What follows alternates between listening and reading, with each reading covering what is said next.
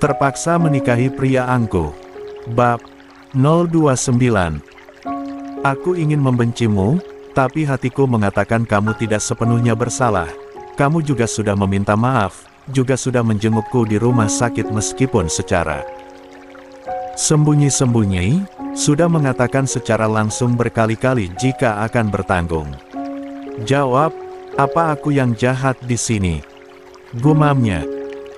Ja adalah mantan ketua OSIS, karakternya yang tangguh sudah terbentuk dari tanggung jawabnya sebagai ketua OSIS dulu. Dia melakukan kesalahan dengan bergaul bersama bad habits, bukankah Robert juga demikian? Lalu kenapa aku tidak bisa memaafkannya?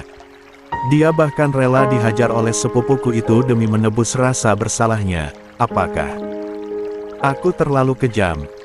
Fai tanpa sadar kembali menitikkan air matanya. Apa aku egois jika aku ingin mendapatkan masa remajaku kembali? Ucapnya. Tok, tok, tok.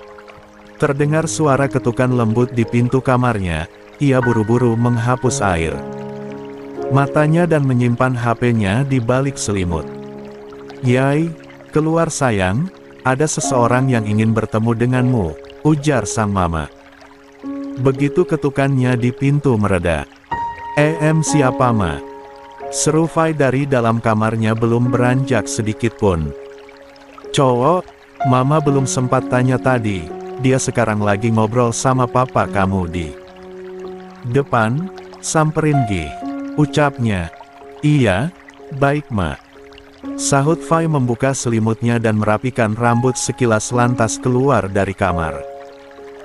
Langkahnya membeku ketika ia telah tiba di ruang tamu, begitu tahu siapa yang datang. Dirga. Lelaki yang baru saja memenuhi benaknya beberapa saat yang lalu. Dirga. Sapa Fai masih sedikit terkejut.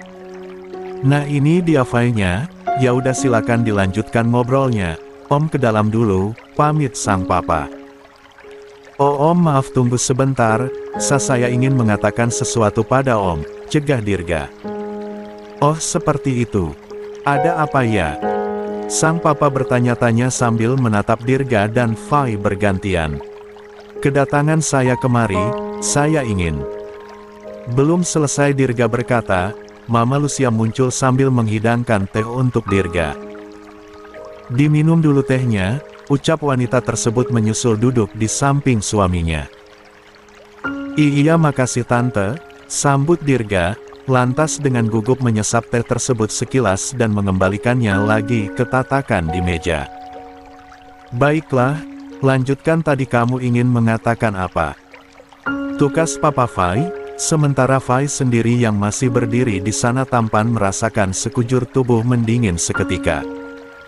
Karena rasanya ia tahu apa yang ingin Dirga katakan pada kedua orang tuanya. Saya ingin mengakui kesalahan saya yang melakukan tindak asusila itu pada Fai. Saya dan Fai tidak sengaja bertemu di halte malam itu. Dia sepertinya baru saja pulang les, dan saya baru saja pulang dari nongkrong bersama teman-teman saya dikerjain oleh teman-teman saya. Mereka memasukkan sesuatu di dalam minuman saya, yang mempengaruhi ketidakstabilan hormon di dalam tubuh saya, dan begitu melihat Fai saya melampiaskan semuanya padanya, ungkap Dirga sejujurnya. Jadi kamu yang sudah merusak masa depan putri saya. Tegas Papa Fai mengepalkan tangannya kuat-kuat. Dirga tertunduk, saya sudah meminta maaf pada Fai dan saya juga sudah mengatakan padanya, jika sesuatu terjadi padanya, saya akan bertanggung jawab, ucapnya. Bertanggung jawab?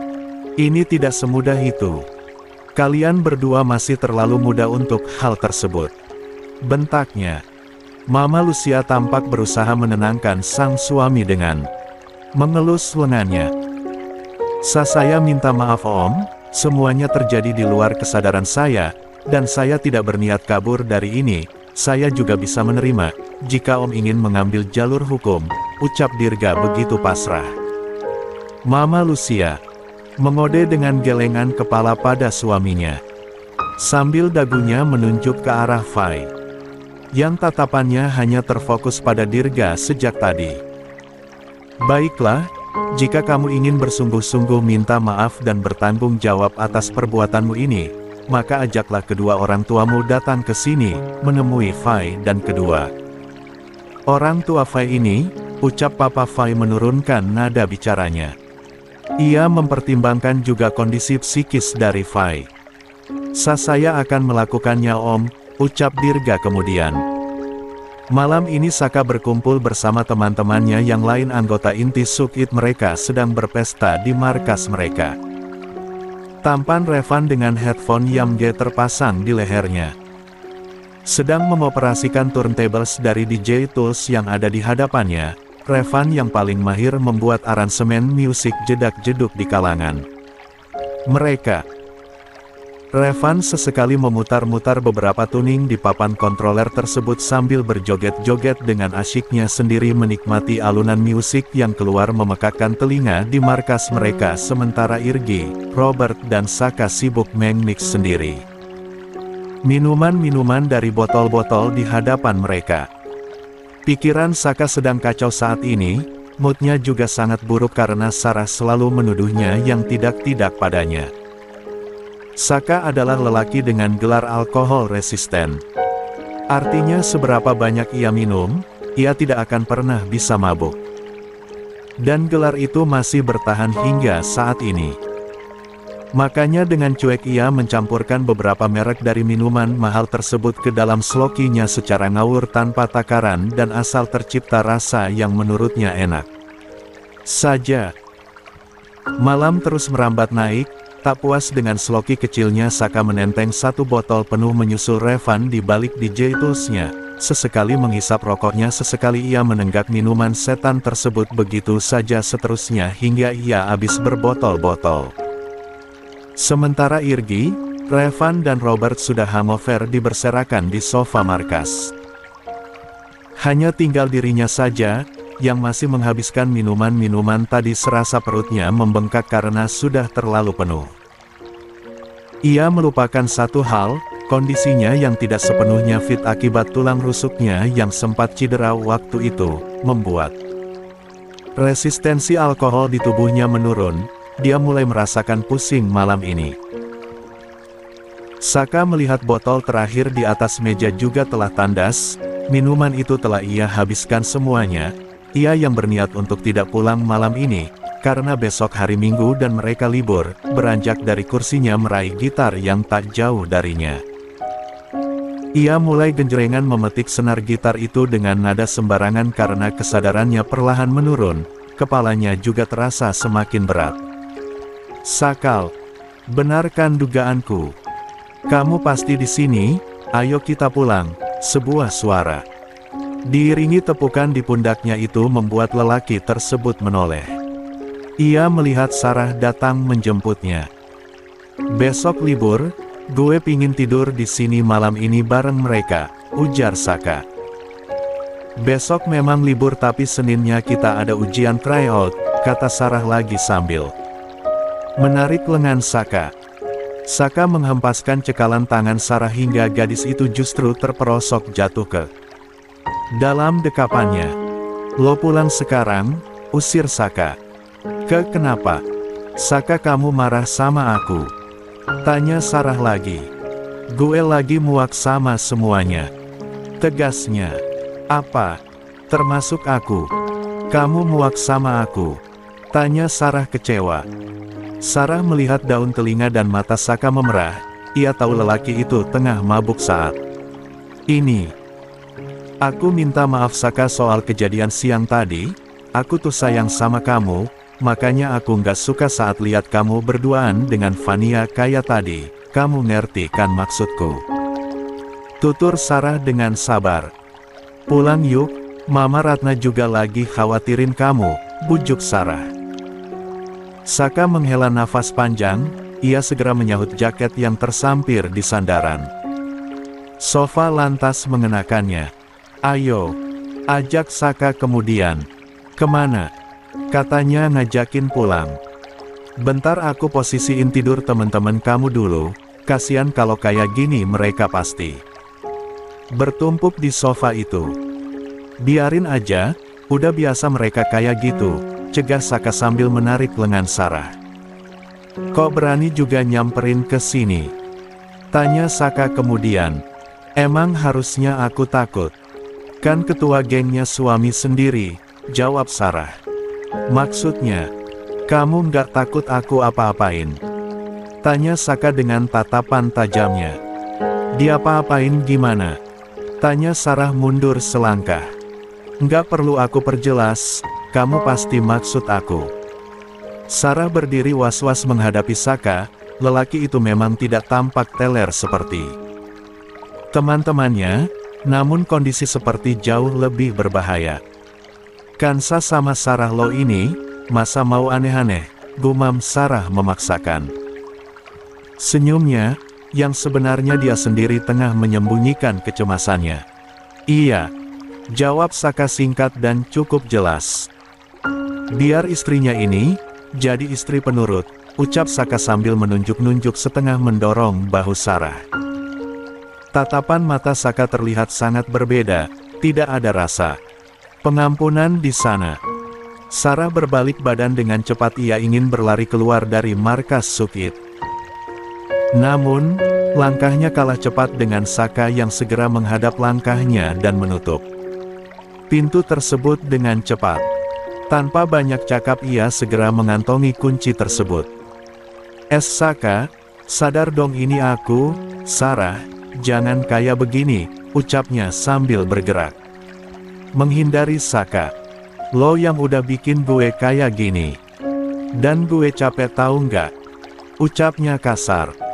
Kalau kamu nggak mau pulang dan tidur di sini nggak apa-apa, yang penting biarin aku pulang dan keluar dari sini, ucap Sarah lagi dengan hati-hati.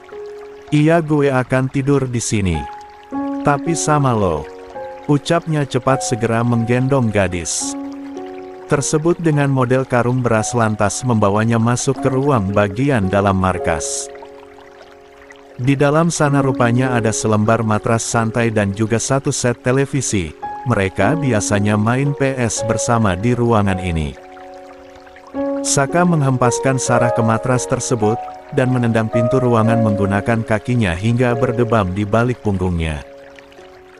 Sarah menatap Saka penuh ketakutan dan terus berusaha merayap mundur di atas matras menghindari Saka yang semakin mendekat ke arahnya. Lelaki itu melepaskan jaket dan juga t-shirtnya, lantas membuangnya begitu saja ke lantai. Mau lo lepas baju lo sendiri?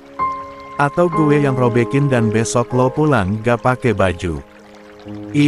Ancam Saka setengah menjenggot rambut Sarah. Bibir Sarah bergetar dan memucat melihat aksi Saka barusan. Dia belum pernah melihat Saka semarah ini. Akibat banyaknya alkohol yang diminum oleh Saka, saluran pencernaannya jadi terkikis oleh zat asam lambungnya yang meningkat drastis. Ia merasakan dadanya seolah terbakar karena cairan asam lambung itu naik ke saluran esofagusnya, dan terjadilah refluks. Saka yang sudah bersiap untuk menguasai Sarah itu, mendadak memundurkan tubuhnya kembali. Ia bangkit dan menjauh dari matras santai tersebut. Ia memuntahkan semua cairan asam beserta apa-apa yang ia makan beberapa saat terakhir. Sarah segera bangkit merapikan kembali bajunya, dan menghampiri Saka. Ia memijit-mijit tengkuk Saka yang sedang terlihat menderita karena muntah banyak tersebut. Aroma menyengat dari muntahan itu tidak mengurungkan niat Sarah untuk membantu suaminya. Saka terlihat begitu lemas dan berjalan sempoyongan menuju matras tadi. Ia merebahkan diri di sana dengan matanya yang terpejam. Saka, bener-bener deh, aku jadi harus beresin bekas muntahan ini, keluh Sarah. Ia berjalan keluar dari ruangan tersebut dan mencari alat pel untuk membereskannya. Beberapa menit kemudian ruangan tersebut telah berhasil Sarah bersihkan. Ia sengaja menyisakan cairan pel di sudut ruangan demi memudarkan aroma menyengat tadi. Sarah menghela nafas panjang, ia melihat Saka telah pulas masih dalam keadaan bertelanjang. Dada, jaket dan shirtnya masih tersebar di lantai. Gadis itu berjalan memungut sirt Saka berniat memakaikan kembali pada tubuh lelaki tersebut. Namun, niatnya tak kunjung berhasil karena Saka keburu menariknya dan ia jadikan guling tidurnya tanpa sadar. Dalam dekapan lelaki tersebut Sarah tampak mengamati wajah Saka dalam-dalam. "Maaf Saka, kalau kamu jadi begini gara-gara aku hanya ingin kamu gak deket-deket sama Vania. Tapi mungkin sikapku yang kurang tepat saat menunjukkannya ke kamu jadi salah paham dan sakit hati, padahal niatku nggak kayak gitu," ucap Sarah bermonolog karena tentu saja lelaki itu tidak menyahutnya. Ia ingin beringsut sedikit saja namun tidak bisa, karena Saka benar-benar mendekapnya secara posesif. Sarah menghela nafas sambil hanya bisa menatap wajah Saka, namun sebuah ide terlintas dalam benaknya. Begitu ia melihat jakun di leher Saka, gadis itu mengarahkan bibirnya ke leher suaminya yang sedang terlelap tersebut. "Caranya bikin kismark gimana sih?" pikir Sarah sambil menempelkan bibirnya ke leher Saka. "Apa digigit?" tanyanya lagi sambil berpikir. "Nggak mungkinlah, kalau digigit pasti sakit dan dia akan bangun," gumamnya lagi. Sarah mencoba menghisapnya perlahan-lahan permukaan leher Saka, untuk beberapa saat. Begitu ia menarik kepalanya ia tersenyum senang, saat melihat bekas ruam di sana. "Berhasil? Oh begitu caranya, pantesan Saka pas bikin di leher aku juga enggak ngerasain apa-apa," ucapnya tersenyum senang. "Lagi bikin yang banyak, biarin. Dia juga biasanya suka ngerjain aku," kata Sarah. Tersenyum sendiri sambil membuat sekali lagi kismark di sana. Jiwa usil Sarah tidak cukup berhenti di sana, ia menyusuri area dada Saka dan meninggalkan jejak di sana pula. Total Sarah membuat 7 jejak, 3 di bagian leher suaminya dan yang 4 sisanya di area dadanya. "Rasain kamu Saka, besok pasti diejekin teman-teman kamu," ucapnya tertawa kecil. Gadis itu yang mulai merasa mengantuk tampak menguap berkali-kali. Ia lantas mencari posisi paling nyaman dan menyusul tidur dalam dekapan Saka. Irgi bangun lebih dulu, badannya yang tertindih-tindih Revan dan Robert membuatnya susah bangkit. Ia dengan kesal segera mendorong kedua temannya ini hingga terjatuh dari sofa. "Gue mau ke kamar mandi," ucap Irgi dengan cepat berjalan menuju kamar mandi. Sementara Robert dan Revan meregangkan tubuhnya dengan menggeliat sambil mengumpulnya nyawanya kembali. "Saka mana?" tanya Robert menoleh ke sekelilingnya karena tidak menemukan keberadaannya. Revan bangkit berjalan menuju jendela, menengok ke halaman samping markas. "Motornya masih ada, mungkin dia tidur di dalam," jawab Revan kembali duduk. "Guys." Irgi yang baru saja kembali dari kamar mandi tampak berlari cepat menghampiri dua temannya itu. "Kenapa lo?" tanya Revan dan Robert kompak. "Saka tidur di dalam," jawab Irgi. "Ya udah sih, emang masalahnya di mana?" tanya Robert. "Sama Sarah," lanjut Irgi. "Oh Sarah nyusul ke sini?" tanya Revan. "Masalahnya Sakanya nggak pakai baju, kayak semalam mereka," ucap Irgi tersenyum jahil sambil mengkode dengan jari tangannya. "Serius?" tanya Revan dan Robert cepat dan berlalu menuju ruangan tersebut. "Kalian berdua mau ngapain?" tanya Irgi. "Ngintip orang kawin lah," jawab Revan.